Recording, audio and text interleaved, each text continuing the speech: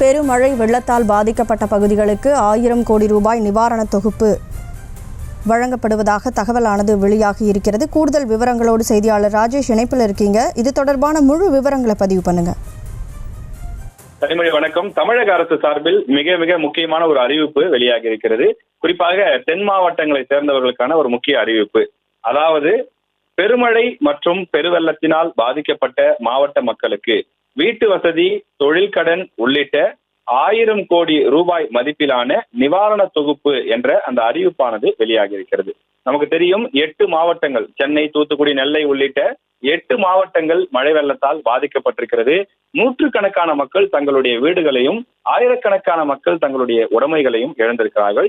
தமிழக அரசு இதிலிருந்து அந்த மக்களை மீட்டெடுப்பதற்கு தேவையான நிவாரண உதவி, அதே போல அத்தியாவசிய தேவைக்கு தேவையான உதவி உள்ளிட்ட பல உதவிகளை தமிழக அரசு செய்து வருகின்றது.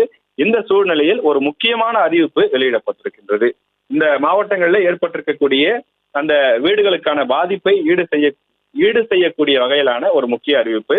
அதாவது சேதமடைந்த வீடுகளுக்கு பதிலாக புதிய வீடுகள் மற்றும் பழுதுபார்த்தல் பணிக்கு 385 கோடி ரூபாய் ஒதுக்கி தமிழக அரசு உத்தரவிட்டிருக்கிறது. மேலும் வணிகர்கள், நம்ம பார்த்தோம் தூத்துக்குடியில ஏரல் என்ற பகுதியில அந்த மார்க்கெட் முழுமையாக அடித்து செல்லப்பட்டிருந்தது. அங்கிருந்த துணிக்கடை, பழக்கடை, காய்கறி கடை, நகை கடை உள்ளிட்ட பல கடைகளும் சேதமாகி இருந்தது.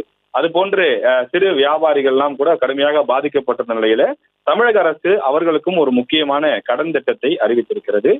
சிறு வணிகர்களுக்கு ரூபாய் 1 லட்சம் வரை சிறப்பு கடன் வழங்கப்படும் என்று தமிழக முதலமைச்சர் மு.க. ஸ்டாலின் அவர்கள் உத்தரவிட்டிருக்கிறார். மேலும் சிறு குறு மற்றும் நடுத்தர தொழில் நிறுவனங்களுக்கான 3 லட்சம் ரூபாய் வரையில் வெள்ள நிவாரண கடன் உதவி திட்டம் தமிழக அரசு சார்பில் செயல்படுத்தப்பட இருப்பதாக தெரிவிக்கப்பட்டிருக்கிறது. குறிப்பாக பெண்கள் பாதிக்கப்பட்டிருக்கக்கூடிய சூழ்நிலையில பெண்களுக்கான ஒரு முக்கியமான அறிவிப்பு. அதாவது மகளிர் சுய உதவி குழுக்களுக்கு 350 கோடி ரூபாய் அந்த உதவி என்பது செய்யப்படும், கடன் புதிதாக வழங்கப்படும் என்று தெரிவிக்கப்பட்டிருக்கிறது.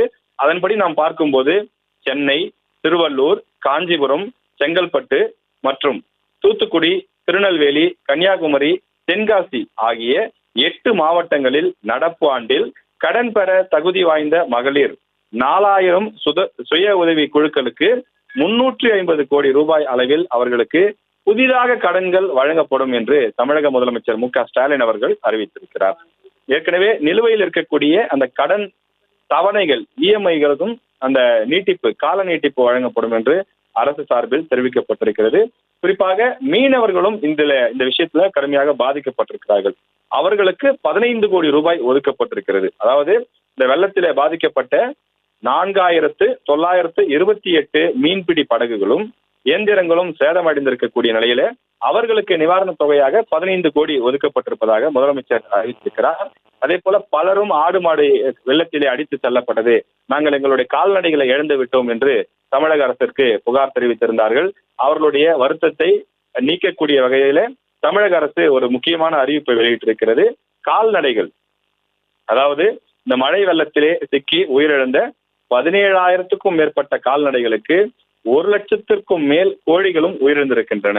இந்த இறந்த கால்நடைகளுக்கு நிவாரணமாக பசு, எருமைக்கு 37,500 ரூபாய் வரையிலும், ஆடு, செம்மறி ஆடு ஒன்றுக்கு 4,000 ரூபாய் வரையிலும், கோழி ஒன்றுக்கு 100 ரூபாய் வரையிலும் வழங்கப்படும் இந்த கடன் தொகை என்று இந்த நிவாரணமாக வழங்கப்படும் என்றும் தெரிவிக்கப்பட்டிருக்கிறது. அதே போல கால்நடை இழப்பினால் பாதிக்கப்பட்டவர்களுக்கு புதிய கால்நடைகளை வாங்கிட வசதியாக 1.50 லட்சம் வரை புதிய கடன்கள் வழங்கப்படும் என்றும் தெரிவிக்கப்பட்டிருக்கிறது. எனவே இந்த ஆடு மாடுகளை இழந்தவர்களுக்கு நிவாரண உதவியும் வழங்கப்படும். அவர்கள் மீண்டும் அந்த ஆடு மாடுகளை வாங்கி வளர்ப்பதற்கு, கோழி போன்றவற்றை வாங்கி வளர்ப்பதற்கு 1.5 லட்சம் ரூபாய் வரை கடன் உதவியும் தமிழக அரசு சார்பில் செய்யப்படும் என்று ஒரு முக்கியமான அறிவிப்பு வெளியிடப்பட்டிருக்கிறது.